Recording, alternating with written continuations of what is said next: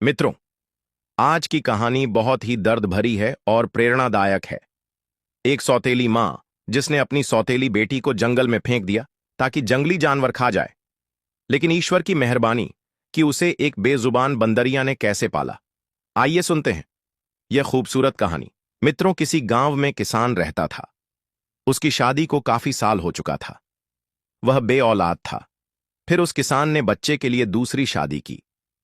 कुछ महीनों के बाद भगवान की दुआ से उसे दूसरी पत्नी से एक बेटी पैदा हुई। बच्ची दिखने में बिल्कुल परी जैसी लगती थी। उस फूल सी बच्ची को पाकर किसान ने भगवान का धन्यवाद किया। वह पति पत्नी अपनी बेटी के साथ बड़े खुश थे और किसान ने बड़े प्यार से अपनी बेटी का नाम परी रख दिया। अब वह किसान अपनी दूसरी पत्नी से बहुत ज्यादा प्यार करता था, लेकिन किसान की जो पहली वाली पत्नी थी उसे यह चीजें बर्दाश्त नहीं हो रही थीं। वह किसान की बच्ची को एक आंख नहीं देख सकती थी। जब बच्ची कुछ महीनों की हुई तो अपनी तोतली जुबान से किसान को पापा पापा कहकर पुकारने लगी। किसान की पहली पत्नी के सीने पर सांप लौटने लगा। इसी तरह वह किसान की बेटी की दुश्मन बन चुकी थी। परी की मां तो सारा दिन घर के कामकाज करती, लेकिन किसान की पहली वाली पत्नी किसान के साथ खेतों में काम करवाया करती थी। एक दिन किसान की पत्नी खेतों से कुछ सब्जियां तोड़ने जा रही थी। फिर उसने सोचा, आज परी तो घर पर अकेली है क्योंकि उसकी मां दुकान से कुछ सौदा लाने गई है। किसान की पहली पत्नी ने इसी बात का फायदा उठाया और परी को अपनी गोद में उठाकर खेतों में साथ ले गई। अब वह सोचने लगी, मैं इस लड़की को खेतों में ही छोड़कर चली जाऊंगी ताकि इसे जंगली जानवर खा जाए और मेरी जान को इस लड़की से छुटकारा मिल जाए। अब वह चलते चलते अपने खेतों से भी काफी आगे एक जंगल में चली गई और उसने बच्ची को अपनी गोद से जमीन पर फेंक दिया और फौरन से वापसी की तैयारी कर ली। उस जालिम औरत के दिल में जरा रहम ना आया और वहां से चली गई। अब वह मासूम बच्ची झाड़ियों में इधर उधर फिरने लगी। अभी वह इतना चल नहीं पाती थी क्योंकि वह बहुत छोटी बच्ची थी। मित्रों, कहते हैं बच्चा भगवान का रूप होता है। इसी तरह उस मासूम बच्ची को भी अपने नफे नुकसान का कोई पता नहीं था। वह बच्ची रोती रोती उसी जंगल में सो गई। जब उस बच्ची की आंख खुली तो वह पापा पापा कहकर अपने किसान पिता को पुकारने लगी और भूख से बिलखने लगी और उठकर चलने लगी। चलते चलते वह एक घने जंगल में जा पहुंची, जहां एक पेड़ पर एक बंदरिया अपने बच्चों के साथ रहती थी और उसी पेड़ की दूसरी साइड एक छोटी सी कुटिया बनी हुई थी जिसमें एक साधु रहते थे। लेकिन उस समय वह साधु कहीं भिक्षा मांगने के लिए निकले हुए थे और वह बंदरियां भी उसी साधु बाबा के पास रहती थी। साधु बाबा उस बंदरिया का बहुत ख्याल रखते थे। जब उस बंदरिया ने छोटी सी मासूम बच्ची के रोने की आवाज सुनी तो बच्ची को उसने जल्दी से गोद में उठा लिया, लेकिन वह बच्ची मां मां पुकार कर रोने लगी। तो उस बंदरिया ने जल्दी से पेड़ों के कुछ फल तोड़े और उनका रस निकालकर उस बच्ची को पिलाने लगी। बच्ची रस पीने से थोड़ा सुकून महसूस करने लगी। वो बंदरियां बच्ची से बहुत प्यार करने लगी। कभी उसकी जुएं निकालती, कभी उसकी गालों पर हाथ फेरती थी, बिल्कुल वैसे जैसे एक मां अपने बच्चे से प्यार करती है। बच्ची को भी मां जैसी गोद का सुकून मिलने लगा और बंदरियां की गोद में सो गई। उस बंदरिया ने काफी दिनों तक उस बच्ची का ऐसे ही ख्याल रखा। उसकी भूख प्यास हर चीज का एक मां की तरह ही ख्याल रख रही थी। तभी क्या हुआ, वहां से साधु बाबा बाहर गए हुए थे भिक्षा मांगने के लिए। वाह, वापस अपनी कुटिया में आ गए तो अचानक उन्होंने देखा बंदरिया की गोद में एक बहुत सुंदर और प्यारी सी इंसानी बच्ची है। अब इसे देखकर साधु बाबा सोच में पड़ गए। साधु बाबा ने फौरन उस बंदरिया से बच्ची को अपनी गोद में लिया और अपनी कुटिया में चले गए और उस बच्ची से उसका नाम पूछने लगे। लेकिन बच्ची तो अभी बहुत छोटी थी और वह इतना बोल नहीं पाती थी। साधु बाबा सोचने लगे, पता नहीं यह किसकी बच्ची है और कहां से आई है। फिर साधु बाबा प्यार से उस बच्ची का ख्याल रखने लगे। उस साधु बाबा ने उस बच्ची का नाम उजाला रखा क्योंकि वह बच्ची इंद्र की अप्सराओं की तरह सफेद थी।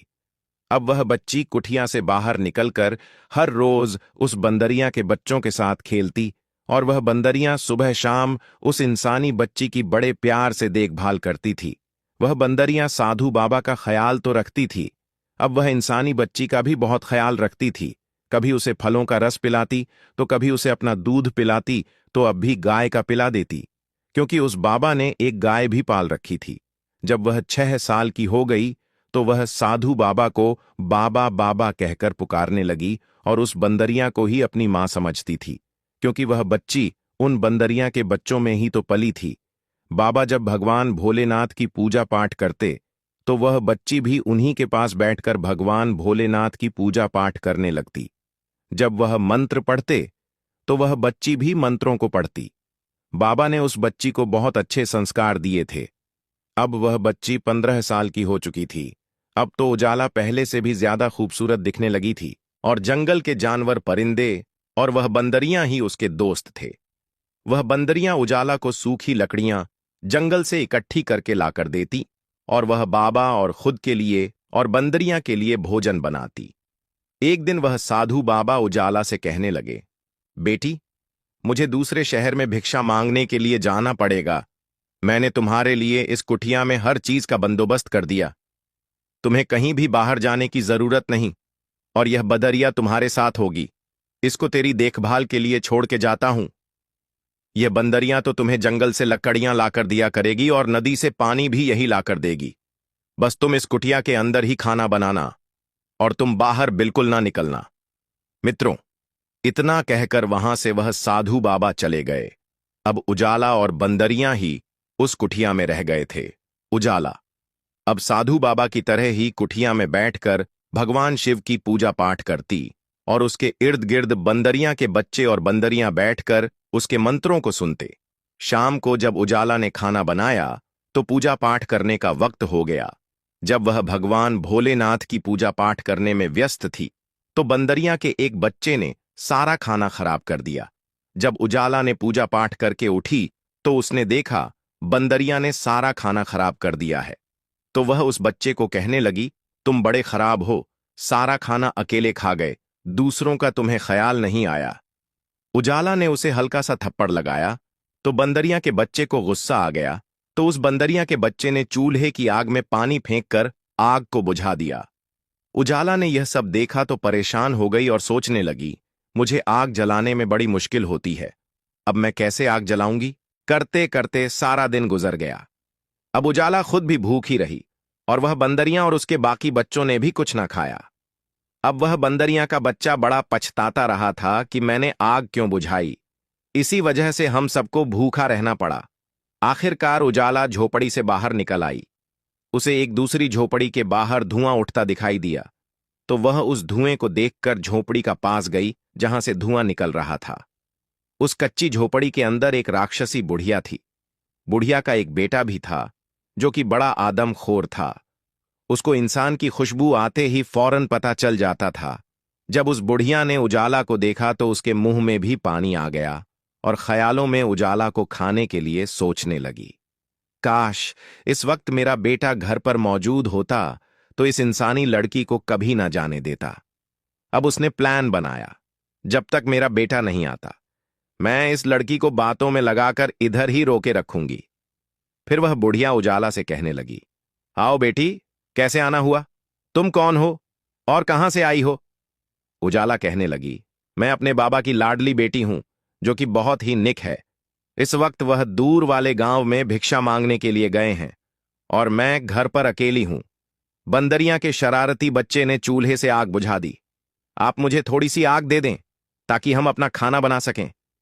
वो बुढ़िया कहने लगी, बेटी, आग तो तुम्हें मिल जाएगी, लेकिन बदले में तुझे मेरा भी एक काम करना होगा।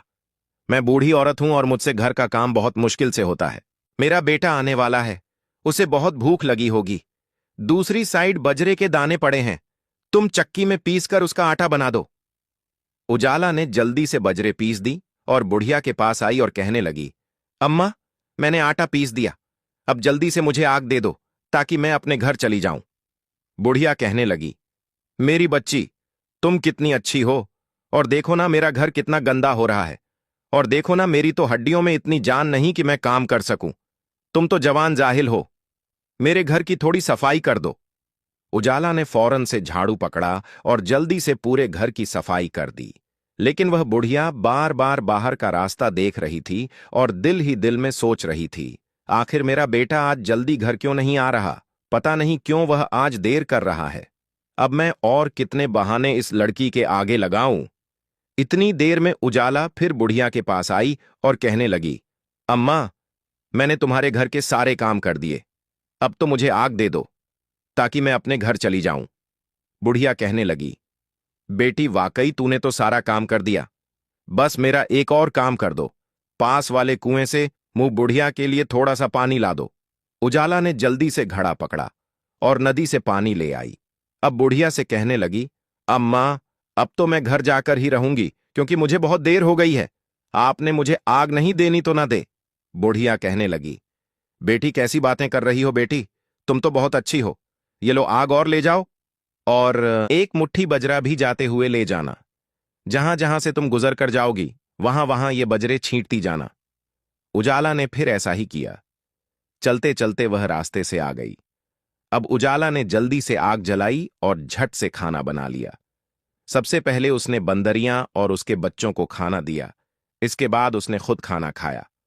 उजाला को घर आए हुए कुछ ही देर हुई थी। इधर उस बुढ़िया का आदमखोर बेटा भी घर आ गया। बुढ़िया फौरन अपने बेटे को डांटने लगी और कहने लगी, आज तुम कहां चले गए थे, इतनी देर लगा दी, इतना अच्छा खासा शिकार हमारे घर पर खुद चलकर आया था, अब वह वापस चला गया, मैंने उसे कुछ बजरे के दाने दी थीं, अब तुम्हें एक ही तरह से उस लड़की का शिकार मिल सकता है, जहां जहां यह बजरे के दाने बिखरे हुए हैं उन्हीं के पीछे पीछे तुम चले जाओ। अब बुढ़िया का आदमखोर बेटा अब दानों के पीछे पीछे चलने लगा। वह दाने अब एक जंगल के पास पेड़ के पास ही खत्म हो गए। उसने अब इधर उधर नजर दौड़ाई तो उसे एक कुठिया नजर आई। उसने कुठिया का दरवाजा जोर से खटखटाया और कहने लगा, बेटी, दरवाजा खोलो, मैं तुम्हारा बाबा हूं और देखो मैं तुम्हारे लिए क्या क्या लेकर आया हूं। लेकिन उजाला तो खाना खाकर सो गई थी, उसे दरवाजा खटखट की जरा भी आवाज ना आई। अब उस आदमखोर को बड़ा गुस्सा आया और वह गुस्से से दरवाजा पटक कर तोड़ने लगा, मगर वह नाकाम रहा क्योंकि उस कुठिया के दरवाजे लोहे की सीखों से मजबूत बने हुए थे। यहां तक कि उस आदमखोर की एक उंगली टूटकर उस लोहे की सलाखों में फंस गई और वह उंगली किसी जंगली जानवर नमा इंसान की लग रही थी। अब वह नाकाम होकर चला गया। सुबह हुई। उजाला ने जब कुठिया का दरवाजा खोला तो उस आदमखोर की जो उंगली कटी थी उसका नाखून उजाला के हाथ में चुभ गया। उजाला दर्द से चिल्लाने लगी। आहिस्ता आहिस्ता उस नाखून का जहर उजाला के पूरे जिस्म में फैल गया और वह बेहोश होकर वहीं पर गिर पड़ी। अब बंदरियां और उसके बच्चे उसके इर्द गिर्द बैठकर रोने लगे। बंदरियां कभी उसका सर दबाती, कभी पांव की मालिश करती, लेकिन उजाला नहीं उठी। इतने में बाहर घोड़े पर सवार कुछ लोग आए।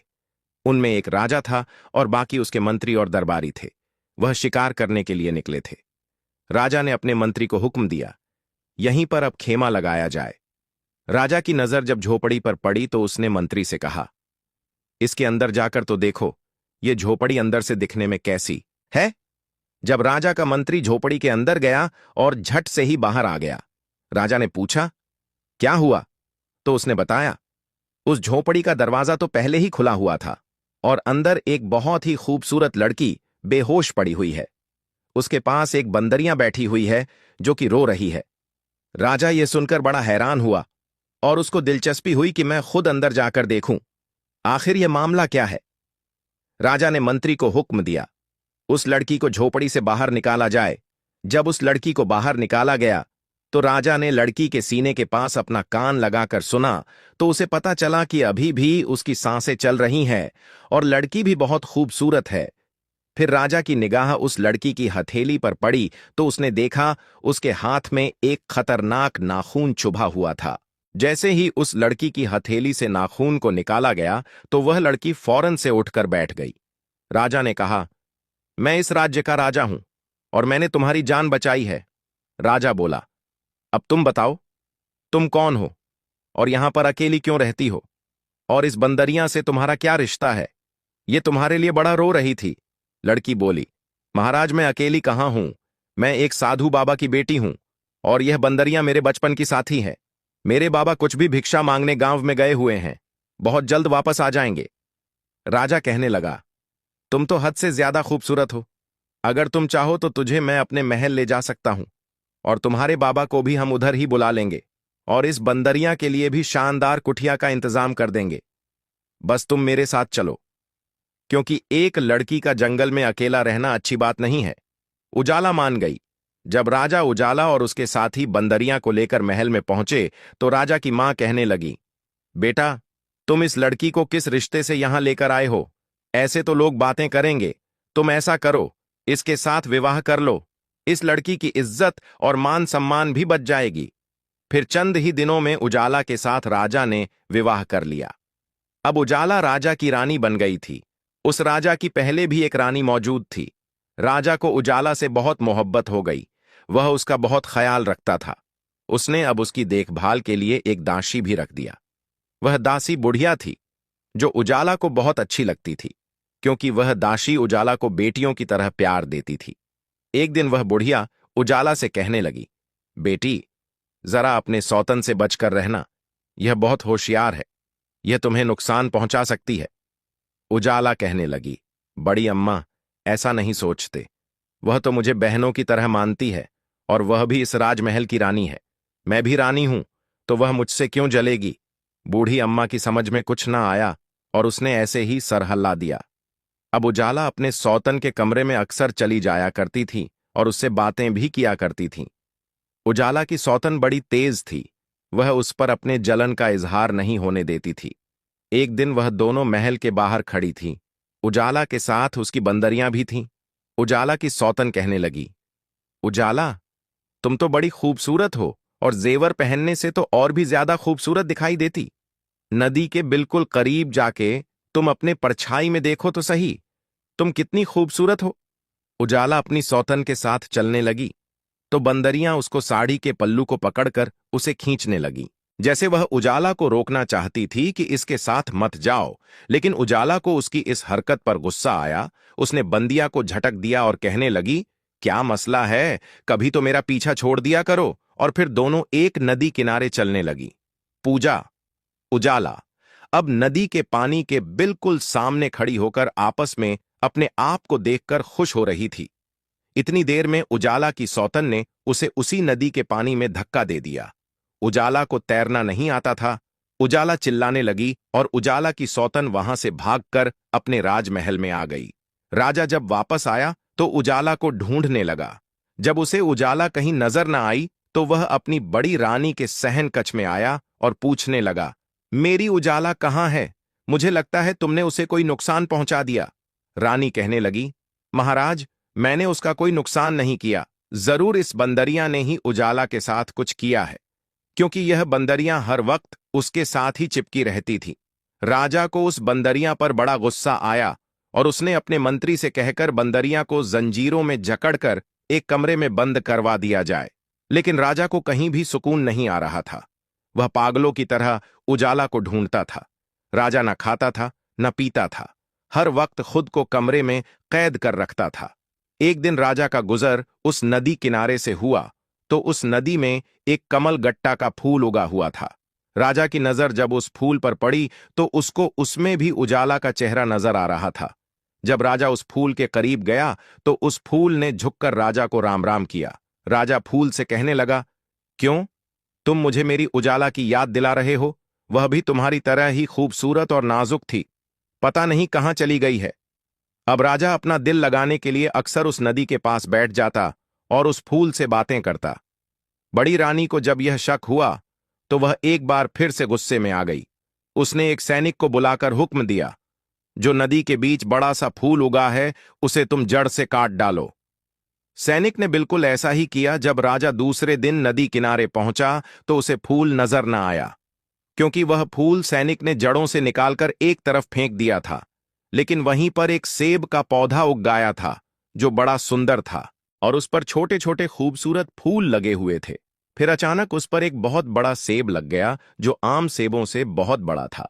लोग दूर दूर से उस सेब को देखने आते थे, मगर उसको कोई तोड़ नहीं सकता था, क्योंकि वह राजा के इलाके में लगा था। इधर किसान ने अपनी पहली पत्नी को घर से निकाल दिया था। किसान और उसकी पत्नी ने बड़े प्यार से अपनी बेटी का नाम परी रखा था, तो वह परी की याद में हर वक्त रोते थे। अब उनको भगवान ने बेटा भी दे दिया था, फिर भी उनको परी की बहुत याद आती थी। एक दिन किसान की पत्नी खेतों में जा रही थी। थकावट हुई तो उसने सोचा, इस पेड़ के नीचे लेटकर थोड़ा आराम कर लेती हूं। किसान की पत्नी के हाथ में जो टोकरी थी उसने एक साइड पर रखी और वहां पर लेट गई।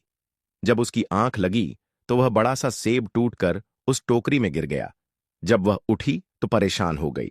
वह सोचने लगी, या भगवान, अब मैं क्या करूं? अगर किसी ने देख लिया सेब टोकरी में गिरा पड़ा है तो वह मुझे चोर समझेंगे और राजा मुझे कैद करवा देगा। अब उसने सोचा, मैं फौरन से घर चली जाती हूं।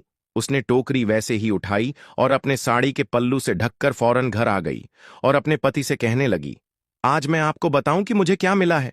तो किसान बोला, हाँ, बताओ क्या लेकर आई हो?